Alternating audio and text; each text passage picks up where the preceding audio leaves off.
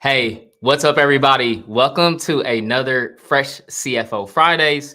My name is Chris Ortega. I'm the CEO of Fresh FP&A. And man, how is everybody doing? First and foremost, I feel like January was like one of those months that normally time is going like 32x when you hit fast forward, but January was like one of the longest months. It was one of the longest months for me. I spent most of January actually sick. I started off the first half of the month with like an upper respiratory infection that had me all congested and coffee. And then I had a client engagement that I had to go to Miami for, came back, had the flu, and was dealing with the flu all of last week. So hopefully we're past that time where, things are, out here in McCoursville, Indiana, the weather's a lot nicer. We've had like average of about 45, 50 degrees. I know all my Florida people are like 50 degrees. That's like winter time down here. In Indiana and in the Midwest, when you get a 50-degree weather, it's actually like it's like people are celebrating. So, but I hope you're doing well. Drop in the chat how you're actually doing. How's your week going? How's your January go? Uh, put your favorite emoji out there and how your week is going. So, really excited about today's topic today. Today, we're going to be talking about a superpower for you guys, right? So I'm giving you a level up, and this isn't going to be necessarily a financial superpower, but it's definitely going to be something to help you increase your impact and actually create value creation. In this episode, we're going to be talking about the value creation formula. So before I dive into it, if this is your first time coming to a LinkedIn Live, or if you're looking at me on YouTube or Facebook, I'm Chris Ortega. I'm the CEO of Fresh FP&A. I run a global fractional CFO and advisory service company. Basically, what we do is we help small to medium-sized businesses transform and scale their finance organization by providing fractional CFO and advisory services. So thanks for stopping by. Now, okay, let's jump right into the topic. So I get this question a lot. I've actually had a couple meetings over the course of the week when I've not been sick, when I actually felt okay. Um, I've had a lot of people reach out to me, and some people reaching out, they're business owners. They have, their maybe an early stage business, right? Or necessarily they haven't crossed that chasm in terms of revenue yet, or they're early stage and they're really building their business and they're struggling with this whole idea of value creation, right? I've also had some people drop into my DMs on LinkedIn and Instagram asking me about their careers in finance, FP&A, or CFO, to say, I really feel undervalued, but I really want to increase my value. I want to have more of an impact. So one of the things I wanted to share in this episode is talking about the value creation formula. And to me, I'm going to break that down. I'm going to break that formula down for you in each section, provide you some real life examples and some use cases. But that's why I wanted to have this conversation, because I really wanted to provide people a practical framework that you can go implement to actually increase your value. So the value creation formula is very simple. It's 4 different unique elements, and coming from the finance guy, right? It's like the finance guy thinking of an equation. Yes, you know what? I've been the kind of finance person that I love breaking things down to simple and easy to understand concepts and formulas. Maybe it's because I love math so much and I'm like an algebra nerd. And shout out, comment, drop a chat if you're like, drop it in the comments or in the chat if you're like a number nerd like me and just like your team formulas and everything that you do. But that formula for that value creation, the first element of that is going to be intimately understanding and knowing the business pain, frustrations, and opportunities.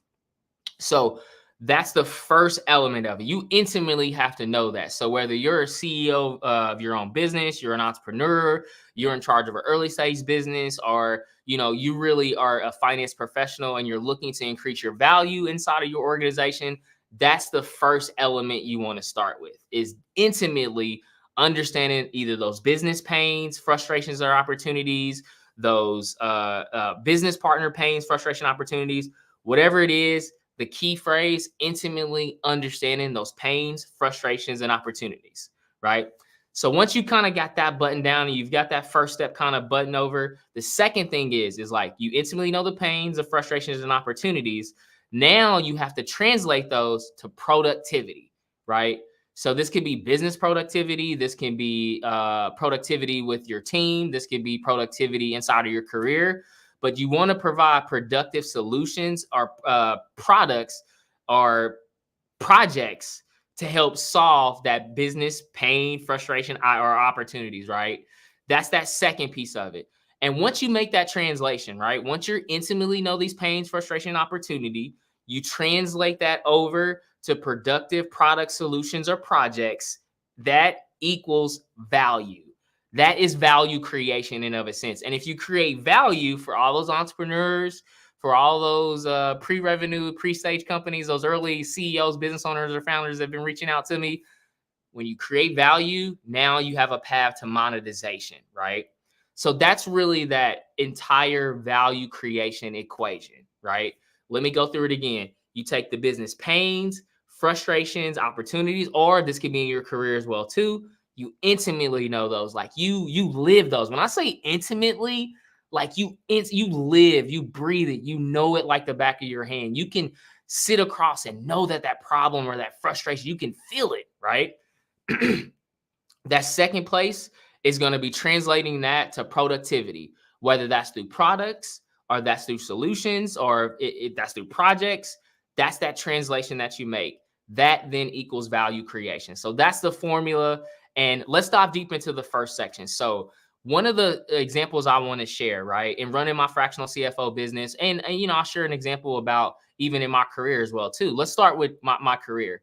So one of the things I've always learned, and I've been in accounting, finance, FP&A, and financial leadership for close to 2 decades. Yes, 2 decades. That's a long time, right? You're probably looking at me like, there's no way this guy has been leading and building and shaping and scaling for almost 2 decades. Yes, I'm that old.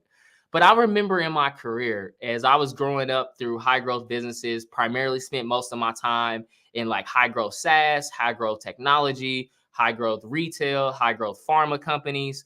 One thing that I've always understood at a very early stage of my career, and this is probably before, this was definitely before I got to be a people manager and try to and escalate that career path, right? But one thing I always loved is like I was always curious about working with my business partners or working with my team to like really know what those frustrations were, right? And I remember at a high growth SaaS company, one of the frustrations that we had as a finance team is that we were always looked at as the scorekeepers, right?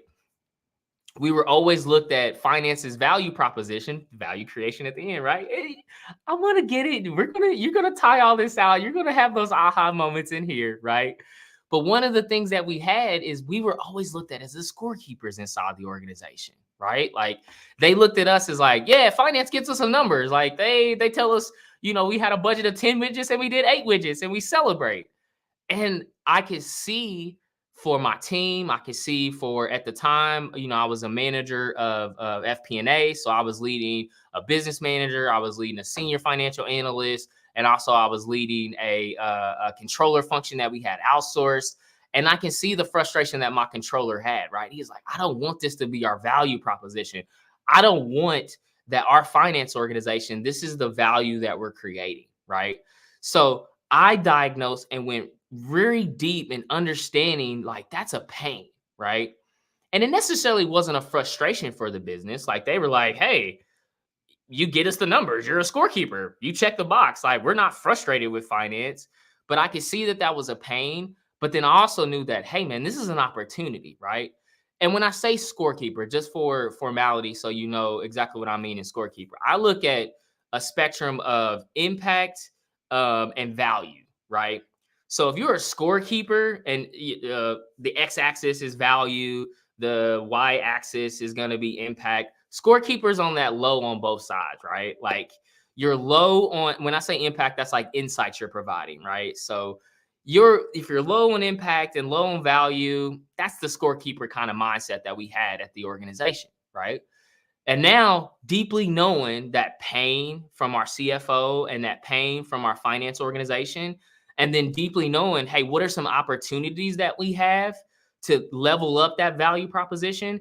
Now, that's how I diagnose that first phase, right? So it could be, you could be in a situation where you have, the pains, the frustration, and the opportunities. in that example that I shared, I knew the pain. There really wasn't a frustration in the business. Like the business was not frustrated that we were scorekeepers. It was like that's the value that they provide, right? It wasn't a frustration, but there was an opportunity there. So in that particular situation, in that value creation formula that I'm talking about, specifically, I intimately knew the pain and the opportunities, right? So once you know that, now in that same example, I was saying, okay, what are some productivity ways or some projects or some initiatives that we can do to increase that value proposition, right? To actually provide more value to the business, right? One thing I identified is we're a high growth at the time. We were a high growth SaaS business, and if you've been in a high growth technology business and you're in finance, here's another golden nugget for everybody right here. This golden nugget right here. If you were in finance at a high growth business, go build great partnerships with your sales and marketing function. So that translation aspect of it, right? Instantly knowing the pains, there wasn't a frustration, but there was opportunities. One of the productivity translutions that I found and solutions was I'm going to go learn the sales and marketing side of the business. Like I'm going to really develop great partnerships with them, and I'm going to find opportunities inside the sales and marketing organization where we can collaborate together to actually increase value for the organization. So one of the initiatives that one of the initiatives that I set out for is I had my team. We did a huge diagnostics of looking at all of our customer profile across all the different industries that we are part of. Right. So the software company I was at was an association management company. So we provided a CRM solution for associations, chambers of commerce, and not for profits. Right. So one of the first pieces, I came with analysis and said, hey, here is looking at all of our tier 1 verticals, our tier 2 verticals, and tier 3 verticals. And we came up with this analysis by looking at tier 1, saying this is where we have the best product fit. This is where we have the most amount of customers. This is where our annual recurring revenue is. This is what our CAC is. This is what our customer lifetime value is. These are the tier 1 or the focus verticals that we need to be targeting and we need to align the business towards, right? And I know from a sales and marketing perspective, that's the first tip of the spear that I wanted to partner with them on. So sat down with the leaders of sales and marketing. I was like, this whole analysis and saying, this is how we can help. And it was very eye-opening for them. It was the first time, right? Getting back to that value proposition. They was like, wow, finance isn't just keeping the score for us. They're actually coming with a great recommendation and a strategy and a solution for us to be productive in terms of how we're marshaling our sales and marketing resources. Again, pain, frustration, opportunity translated to productivity through projects and solutions, right? So then we embarked on that, and now we had a very dedicated vertical approach into how we're going to be tackling our go-to-market strategy, how we're gonna, get ROI around branding, which I can tell you as a CFO, there is so much hey, if you can figure out how to quantify branding from like a very quantifiable perspective, you won, right? But that's what we did. And outside of that, what that created was now value creation between finance and the business. And it was like our whole level of value was now like, hey, I know that I have a finance team and a finance organization that I could leverage to be a strategic partner for me. They can come with the insights, they can come with the solutions, they can come with the projects. They intimately know our pains, they look at opportunities, and they translated that to value. So in that example, at that high growth SaaS business, that was that value creation aspect of it. Now we didn't monetize it, right? Like I wasn't doing that to ultimately, right? Business pain, frustration, opportunity, translate that to productive projects, services, or solutions, right? And then that equals value, right? And then for the entrepreneurship side of it, that's monetization. You multiply that on the value, right? We didn't actually do that in the business, right? We got to that value creation. And as a result, we changed the value proposition and perspective that the business had towards finance, which was really, really, really huge. So that's a real life example that I wanted to share of walking through that exact framework. And you can use that in your career, right? So if you're sitting there and you're a high performing FP&A person, or you're saying, man, Chris, I want to get outside of my spreadsheets. I want to get outside of my ASC 606. I want to get outside of the traditional, we provide the numbers and we're the number police kind of people, and you want to actually increase value for yourself and in your career, that's a great framework for you to be able to do, right? So that's that path, right? That's that example of walking through that from like a career perspective. Now, let's look at it on the other side. So now this is for all those entrepreneurs. This is me putting on my seat. The cool thing that I have about Fresh FP&A that I get really excited about is like I'm leading a business. So it's like I'm an entrepreneur, just like you looking at this, you or maybe you're an aspiring entrepreneur. I'm an entrepreneur leading a business, but I lead it and also get to wear the hat of being a fractional CFO and having a portfolio of clients that I help support. So my role is like I'm so thankful and appreciative every day to be leading Fresh FP&A because I get the opportunity to exercise my CEO hat when I'm an entrepreneur, and I get to exercise my CFO hat when I'm helping clients. So the next example I want to share with you, talking through that value creation process, right? I gave you a very clear, concise example walking through that, whether you're in the business. Now let's look at it from the entrepreneur perspective. So this comes across just this week alone, right? I had a couple of entrepreneurs reach out to me, and these were two, I won't give names or industries or anything, but there were two aspiring entrepreneurs that had really, really great ideas, right? One of them, their fractional CFO reached out to me, right? And this is a good friend of mine, and she's helping lead them, and they have an idea. They're going through the fundraising process. They're trying to raise some money. They don't really have a MVP yet. They don't have a minimum viable product yet, but they're aspiring to like, man, there's so much value that they want to create, right? And the other was an entrepreneur reach out to me, same thing, idea, right? And they're looking to they already have an idea, they have a nice customer base that, but now they're trying to increase that, right? So two different perspectives. One, pre-revenue, idea creation, path to MVP. The other one, they're at that MVP stage, and now they've crossed over to monetization, and now they're trying to increase in scale. So in the first example of dealing with the pre-revenue kind of company, I'm sitting there talking with their fractional CFO, and she's saying, Chris, I'm really trying to help this business. I'm really trying to help them, but they're not understanding that, you know, that framework of value creation, right? They think that because they have this super great idea, right? Oh, I got this really great idea. Somebody's gonna give me $5 million just because I have this great idea. If we were talking pre 2019, where it was like grow at all costs and like triple digit growth was like everything, yeah. But we gone.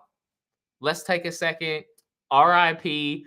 That kind of fundraising where you can have an idea, you can have no customers, you can have no business plan, you can have no MVP, and somebody give you $5 million just to fund your idea because it's crazy, right?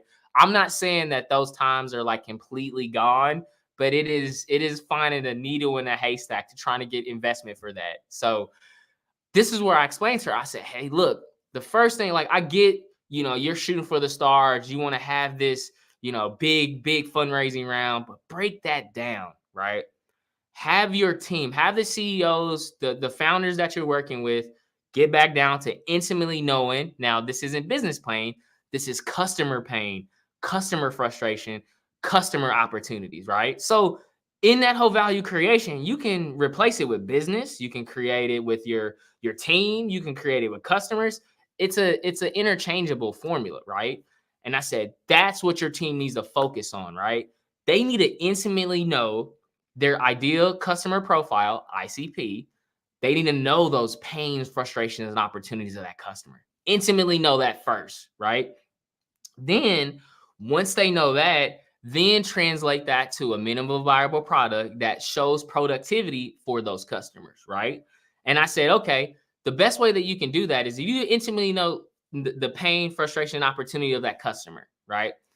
Make it a goal that you want to find at least 10 of those customers that you want to have as your pilot customer group for your MVP. We're getting in that second phase, that productivity phase, right? You want them to be that customer group that translates over to you intimately knowing the pain, their frustrations, their opportunities. And now you are providing them a productive solution, in this case, a software to help them be productive, right? Take those 10 customers and work with them over the course of 30 to 90 days, right? Get their feedback, get their understanding of the product, like intimately give them that white glove treatment as they transition in that productivity phase, right? And say it's 10 customers that you take through that process, right? You get outside of 90 days, you gather so much feedback, you gather so much understanding, so many ways to improve the product or service that you're providing. You've had such a great customer feedback loop through that 90 days that now you get to that end and you're like, hey, we worked with you. We took all your feedback. We took all of your improvements. We took all of your understanding. This is the end product that we have, right? Now you produce the product or solution that now creates value for that customer because you intimately know that customer's pain, frustration, opportunities, right? Now, when you've created value, now if you take that 10 people that you just had, that you've taken through that 90 days, you've gathered all that feedback, you turn pain, frustration, and opportunities into productivity for them, you've created value. Now, set it as a goal to monetize maybe 20 to 40% of those. So take those 10, translate that to 2 or 4 paid customers. That's how you get that monetization piece on it, right? And when I was laying this down to her and we were talking about it, she was like, Chris, that is literally the path to monetization. And I said, yeah, that's at the end of the day, that's what, if you can show that, think about everything that you learned in that process. Just think about it. All the intimate customer pains and frustrations and opportunities that you know intimately, right? I know our customers' pains at Fresh FP&A. We work with SMB businesses, typically businesses that are $2 to about $80 million in revenue, that are growing businesses.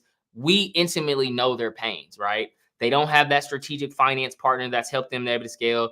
They don't have clarity and understanding around the uncertainty of their business. They don't have that strategic partners that helping them look at new markets, maybe help with fundraising. They don't have that strategic finance partner that's helping them scale their organization. We intimately know that pain, right? And now we provide a productive solution for it, right? Fresh FP&A to be able to do that, right? So laying that out for her was a real eye-opening experience. I could see that it was that moment for her as a fractional CFO to kind of help her client to say, Chris, that's the light bulb moment. That's what I need to anchor people down to, right? So from a business perspective, that's how we were able to get to help her. So that to me is a great framework, right? And it all starts well, you got to do the legwork. You got to intimately dive into your business. You got to intimately dive into your clients or customers. You got to intimately dive into your partners or teams if you're looking at that working to have value inside the business. If you want to have value as an entrepreneur, right? So that framework, that is to me that aha moment where I was like, man, I got to get this out to people because that is literally how you're able to increase that value inside of your teams, inside of your companies, inside of your organizations. Shared another example that I kind of came across. So I kind of gave the career side of it. That's kind of how we walk through that from a career perspective. I kind of shared as an external advisor perspective in helping others. Now let's put on with those entrepreneurs, right? Those entrepreneurs. Yeah, this is, hey, every entrepreneur looking at this right now, or even if you're an aspiring entrepreneur, let's get in the clouds now. You're like, yeah, Chris, we can go fly. Let's go fly. Let's altitude leap, right? So when you're thinking about your awesome idea that you got, right? Maybe it's a product, right? Maybe it's a, I can tell you right now, maybe it's an AI solution. I, I tell you, the age of AI that we're in right now I look on LinkedIn, I look sometimes, there are AI solutions being spawned up everywhere. It's super exciting too, because it's like, really great ideas. And I think a lot of the AI like hype is you're seeing a lot of investment being poured into companies. I've seen pre-revenue companies that have ideas that are just AI ideas with AI included in their solution, and they're getting a lot of money. So probably why a lot of people are going into it, but it's super cool. Even if you have those kind of ideas, right? If you want to develop a framework to really sharpen your focus, right? To take that altitude, to be 10,000 feet up in the air, to develop a plan, which I call a path to monetization. It's the exact framework that we just talked about, right? Take it down, intimately know whether you're developing a product or a solution, right? It's agnostic, but intimately know those pains, frustrations, opportunities, right? Like, know that and know it, like, not know like 12 of them, right? Know like really 3 to 5 core pain, frustrations, and opportunities, right? And maybe it's like 3 pains, maybe it's 1 frustration, maybe it's 2 opportunities, however you want to mix that up. But do that work. Like, know that work first, right? Then once you're able to have that intelligence, right, that could be interviewing, right? That could be investigating, that could be having conversations, right? There's a lot of ways that you can go intimately know that. Then the next phase that you need to think through is that productivity, right? And typically in an entrepreneurship journey, this is where it starts, where you need to develop your MVP, right? You need to develop your minimal viable project, or you need to develop your minimal viable solution, MVS, MVP. You need to develop not the elephant. This is a fundamental flaw I see a lot of entrepreneurs make too. Is like, you go want to tackle the elephant. Don't do that. The elephant's going to cost you like $5 million of money, right? When you have no customers to justify it, don't tackle the elephant. Tackle one of the legs. Build one of those MVPs, right? Build one of those minimal viable projects that turn pain, frustration, opportunity into productivity. That's what that MVP is supposed to do, right? Find customers, like maybe 5 to 10 customers that you're able to say, hey, we're going to give you this minimal viable product. We're going to give you this minimal viable service for 90 days completely for free. Yes, I'm telling you, do it for free. You may be challenging me like, Chris, why am I going to give all this value for free? The insights that you'll gain is way more important. You're not at the monetization phase yet. That comes later. That comes out here. The feedback, the insights, the information, the feedback loop that you get from customers, way more valuable than any money that they would pay, right? Plus, you know, you'll likely get people to be part of something if it's free versus they have to pay something when it's a MVP, right? Once you gather that, I like to spend, if you're on that journey, spend 30, 60 days, just feedback loop, gathering much information. How's the product going? What are improvements that you can make? Getting as much touch point with those customers as possible. Like, you're going to be spending a lot of time in this area, a lot of time. You get through that piece of it, you've got all this feedback, you've got all this information, all these updates, all these improvements that you can make. Now you're at that phase where, like, hey, customers that we've taken you along this journey, you've been our VIP. We've actually got the product to a phase now where we've solved and provide a productivity solution to all of that pain, frustration, opportunity you were having. And here's the sales side of it. Here's the sales side.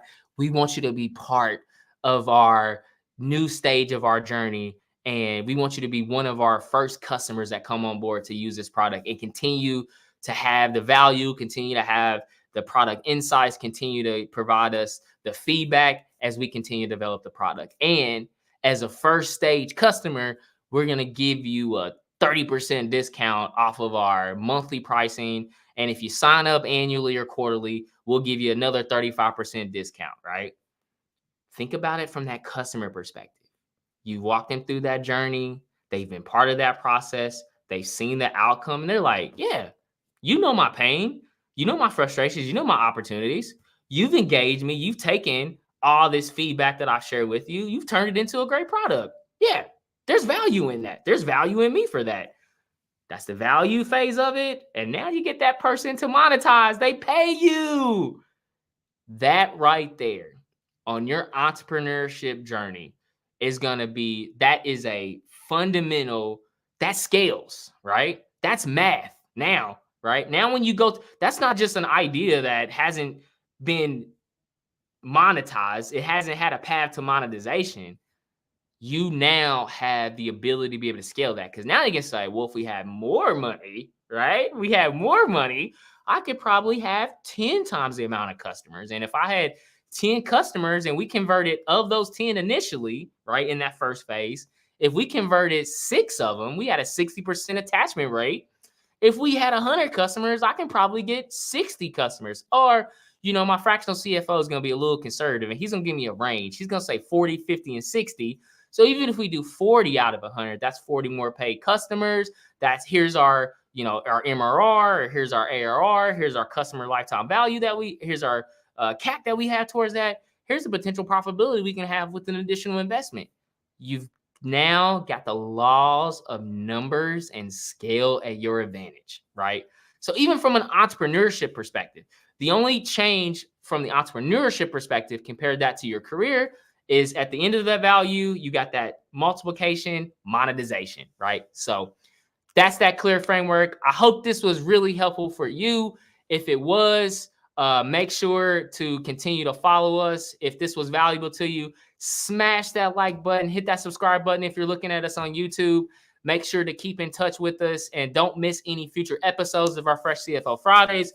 I got a lot of great stuff coming ahead. We've got Beyond the Numbers, my podcast that's going to be jumping off. Got a great guest coming up on that. I got some really exclusive things that we're going to be giving you for some conferences I'm going to. We're going to be giving you that VIP vlogging perspective in a lot of these great conferences that I'm going to as well. Got some great traveling coming up. There is a lot of fresh, cool things coming up for Fresh FP&A. We're keeping that fresh view on finance. Hey, thank you so much for your time. Thank you for your energy. We're at the beginning of February. We're hit. I know people are coming into that Q1. Always right now, even with our clients in Q1, we're like, hey, January, for most of our clients, we did have a couple clients that were behind what we budgeted off, but most of our clients are ahead of their revenue projections. They're doing great on their cash flows, and they're doing great on the optimization of their expenses. So we'll see how Q1 goes. And thank you so much. And as I always end for everybody, keep pushing, never settle, and the best is yet to come. Let's get it. Thank you, everybody. Have a great weekend. Oh, last thing for everybody looking, my Super Bowl projections. I know everybody's like, Chris, this is really great information, but tell me your Super Bowl projections. Kansas City is going to get it done. I got Kansas City 35. I got the 49ers 28. So this is we are entering the Patrick Mahomes arc right now. I think they're going to get it done. So drop in the chat, drop in the comments, let me know your Super Bowl. If you watch this afterwards, you'll definitely know the score. But thank you so much for your time. Have a great weekend and catch you on the next one. Peace.